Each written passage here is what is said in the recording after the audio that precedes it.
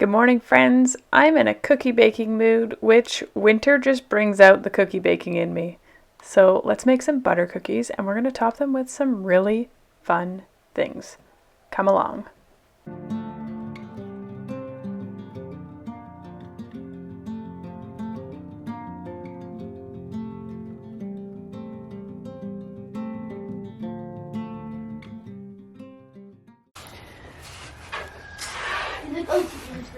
Oh, I thought that.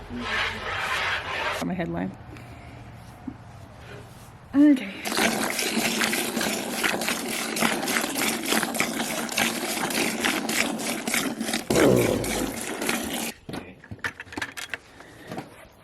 Come on, go.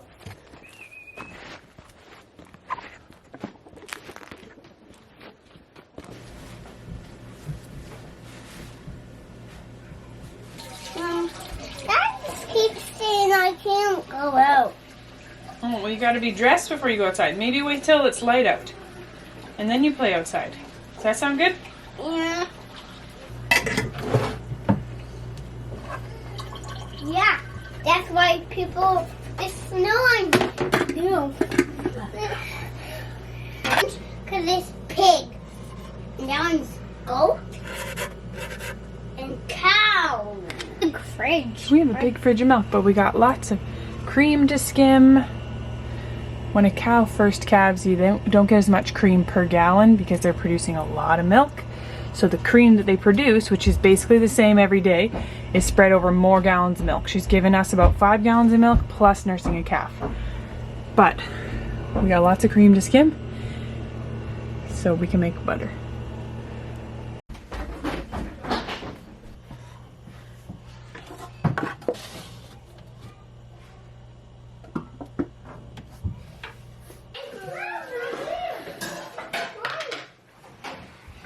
Put your hands. Wipe your hands.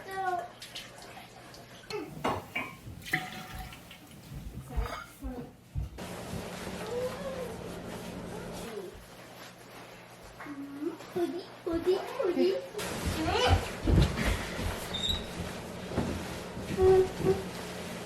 No, other way.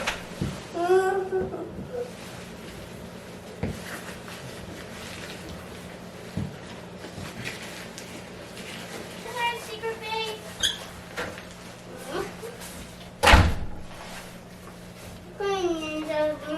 It sounds. Now I could probably make something with this milk, the skimmed milk. I could make. I know I can. I can make yogurt, or I could make mozzarella, but I don't need either of those ones right now.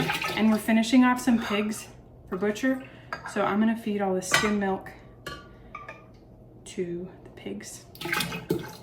And then later this winter, when we don't have pigs, then I can stock up on the other things.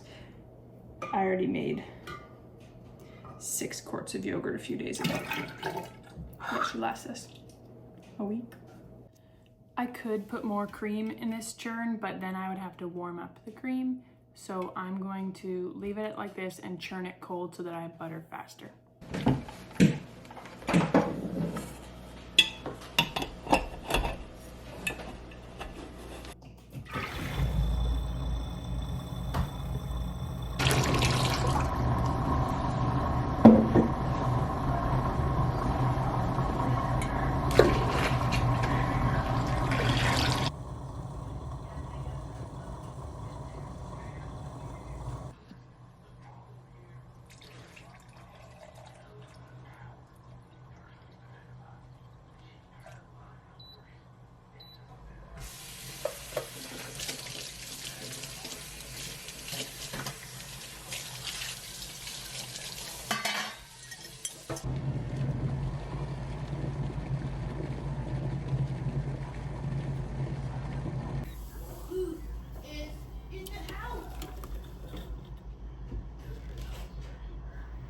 So I started my coffee because the baby was sleeping and all the other kids were outside or hunting, and now everybody's inside and the baby's awake.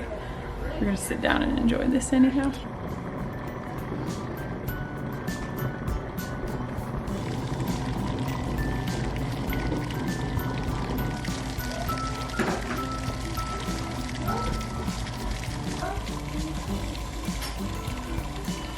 now that it's not so splashy, that tells me that it's in big chunks. The stuff at the top here, sometimes I just give it a little splash to get that down. We're gonna unplug it and see what it looks like if it's done. Perfect.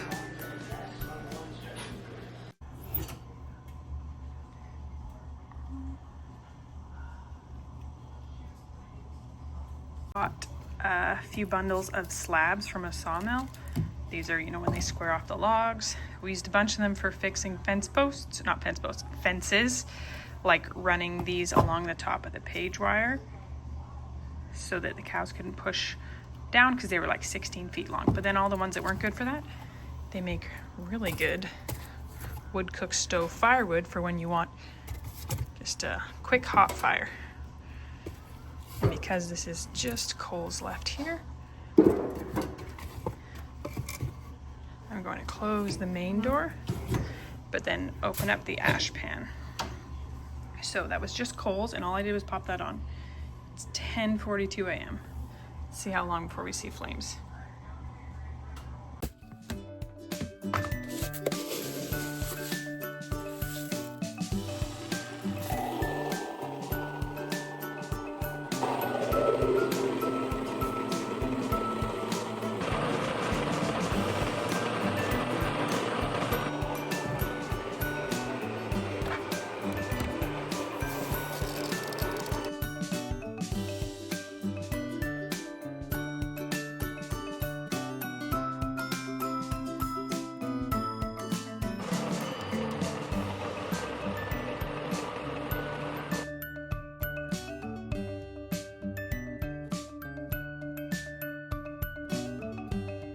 Okay, I wasn't paying attention. I looked at 10:46 and there was no flames, and it's now 10:54 and we have flames.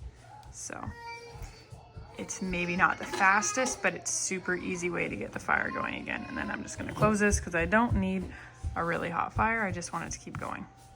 I did just want the water a little hotter to warm up a bottle.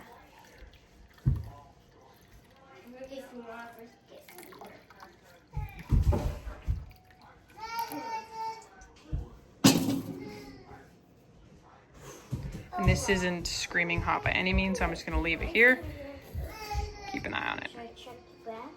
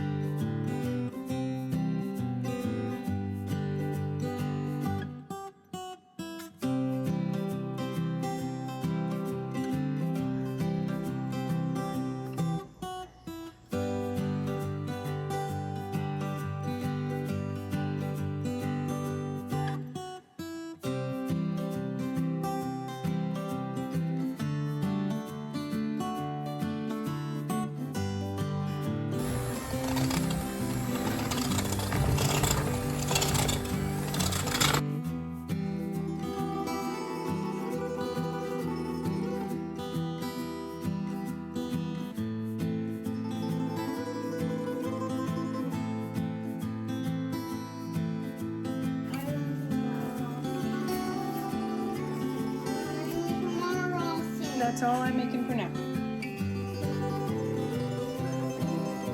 It's called vanilla. Could you put the lid back on the vanilla?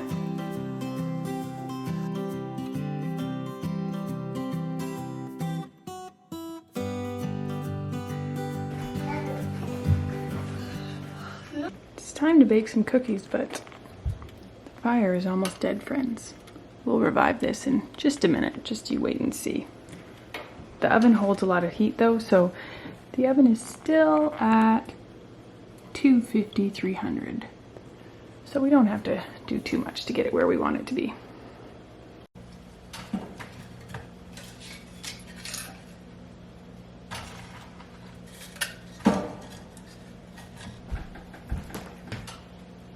Once the fire is going good, I will open up the baking damper on this side, which diverts more heat to the stove, but the fire needs to be going really well for that first.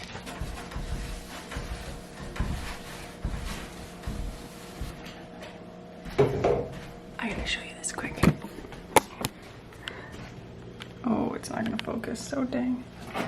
He's got a baby on the front and his Trapper Nelson backpack on the back. They're going out to check our trap line here. That, my friends, is a good man.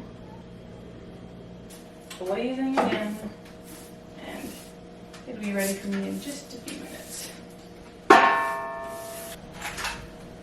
Baby toys everywhere.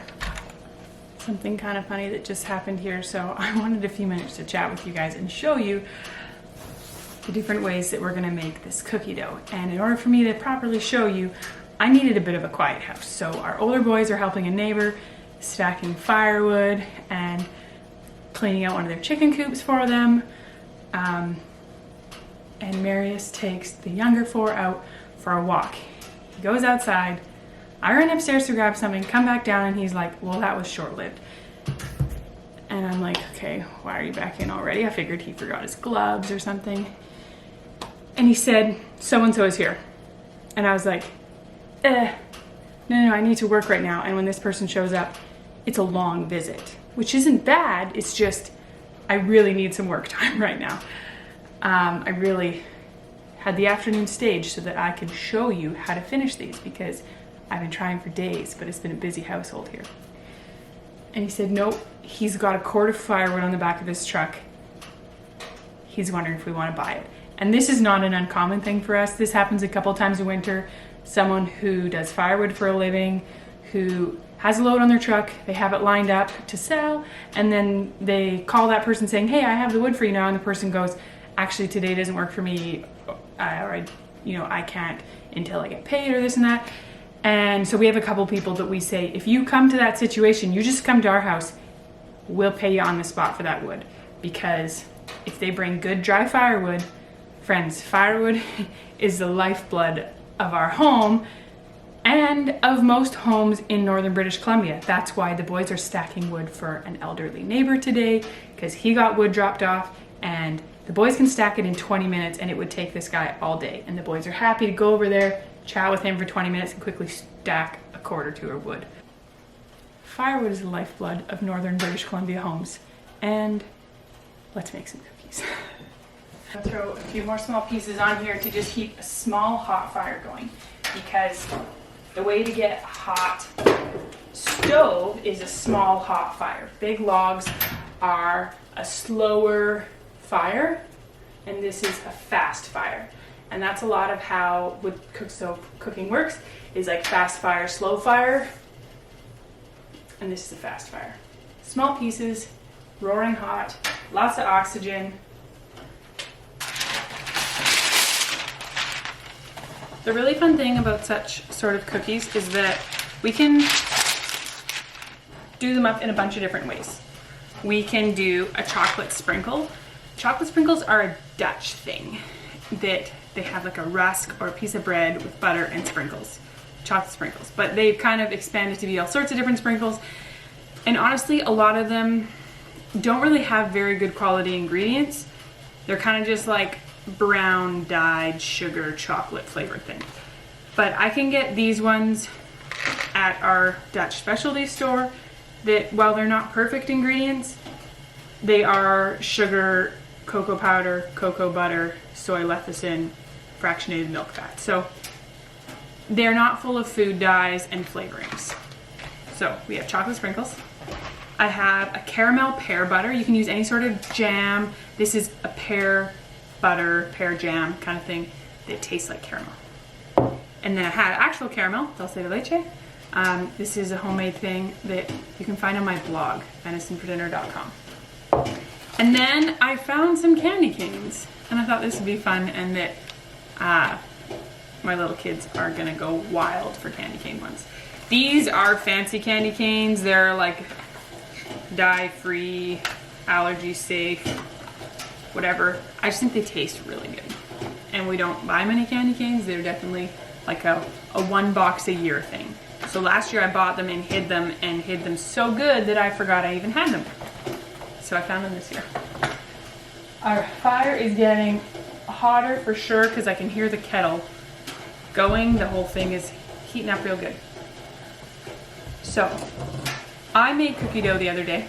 I tripled the recipe. Well, I tripled the butter. And then I forgot I was tripling it and only doubled the rest. They worked out, but not quite how I was intending. So then I had to remake it again. And I'm really hoping that this is the one that didn't have triple the butter because they got put in the fridge and then someone rearranged the fridge. We may be in for a surprise though. Okay, so all we're gonna do here is cut little coins. And you can make these thin or thick depending on what you want. I like them on the thinner side. I like little cookies. But if you're wanting to do like a jam thumbprint style cookie, you might want to do them a little thicker. So these, I'd say, are like, to be difficult, 3/8 of an inch maybe. And we just start filling our cookie sheet with cookies. They don't spread much unless you accidentally put triple the butter. And these ones aren't very round because apparently I'm not very good at doing round cookies, but they're delicious nonetheless. So they don't spread, but they still need airspace. Now let's work on dressing some of these up. There's a little spout. Okay, there we go. So these are really big chocolate sprinkles. They're a significant size chocolate sprinkle. It's hard to properly show you this. So the easiest way to do these is to just dip them in.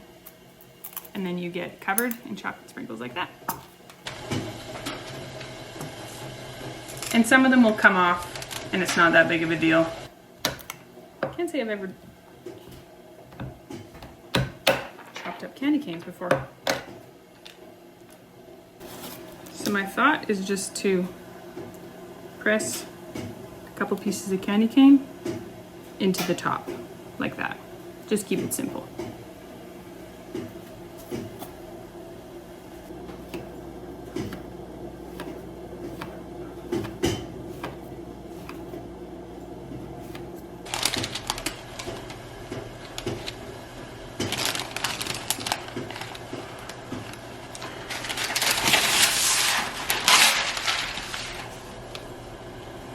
Okay, I'm gonna open up the oven.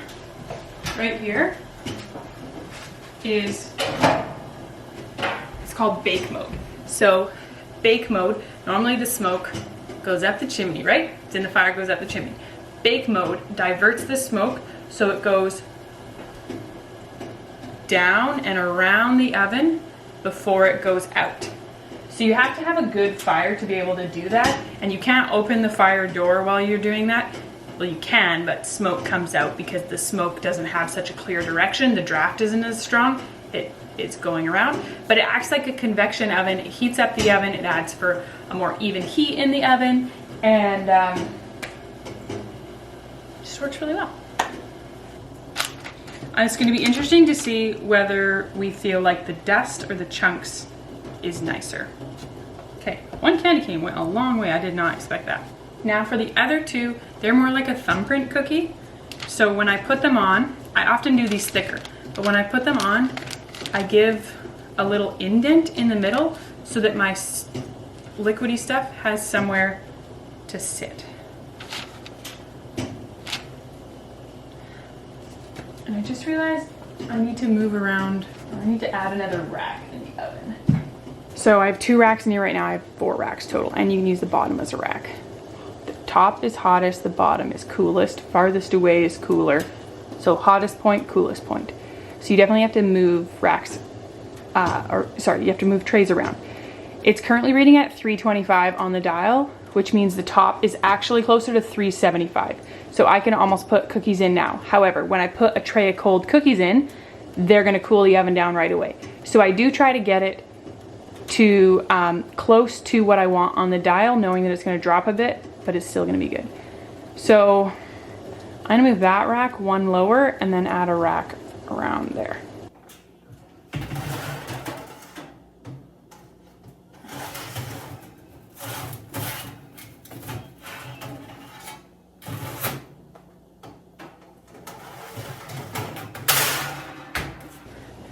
Now this is gonna be perfect timing. By the time I'm done these, the oven is going to be perfect for me.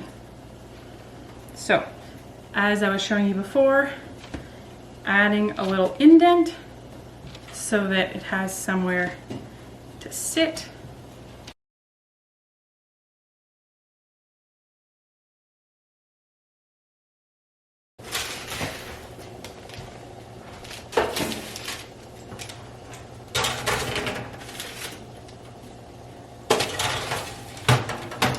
I'm gonna set the oven for 10 minutes. To maintain a good hot fire, when you put something in the oven, because you've lost heat, always throw a couple little more pieces on the stove unless your oven is too hot. The other thing you do is close this, and since these aren't gonna bake very long, I am gonna close this and it's gonna kind of stabilize the temperature in there. If I was going to be baking something like bread that I needed it hot for a long time, then I would need to keep that open and keep feeding it more. But this should be just... And talk about perfect timing with firewood? Yeah? Oh my goodness, like, yeah? Yeah. We were just talking, asking.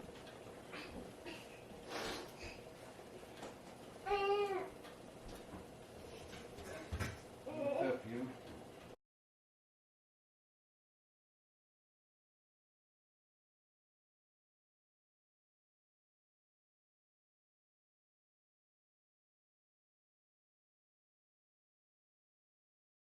Didn't want to burn him out on that adventure because I had a feeling it would happen.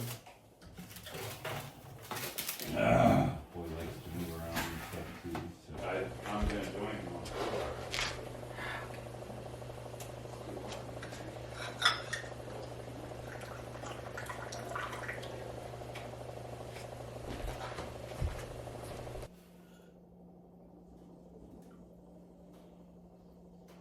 Well, I'm having some milky Earl Grey. Marius is having a lemon ginger tea, and I'm adding additional lemon honey to it to sweeten. So these are lemons fermented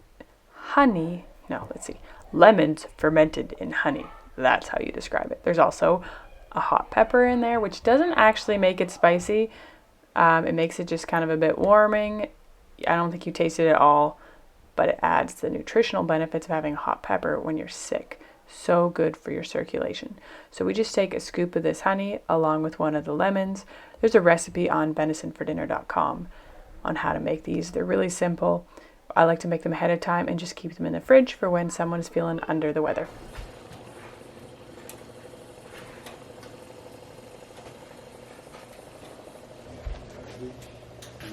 Okay, so they are just starting to brown. They did spread more than I thought they would, but that's okay.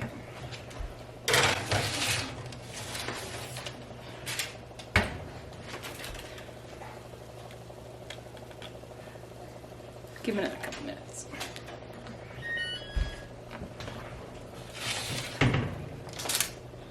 There we go.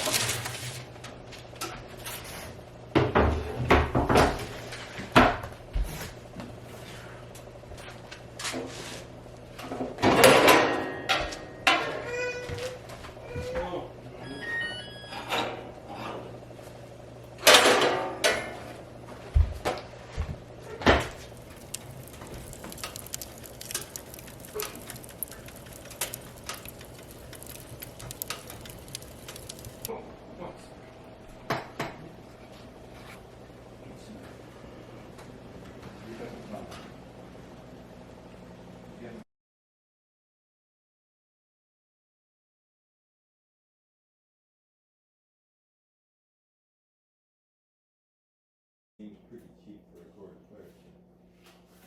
Mm-hmm.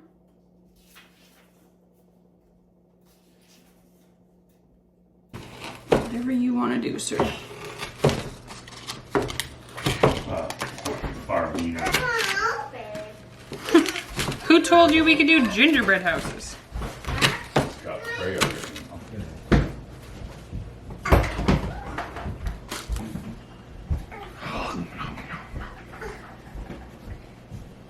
Marshmallows in them. Freya homestead bag off. Here. The chocolate chips. Baby, are you playing? Are you playing? You got two baby child there. Those look so good, Mom. If you like this video, please like and subscribe. That helps YouTube show me to more people and so you don't miss any videos. And until next time, I hope you stay cozy and are having the most lovely winter Sabbath. Because winter, you gotta have some rest here, friends. It's necessary.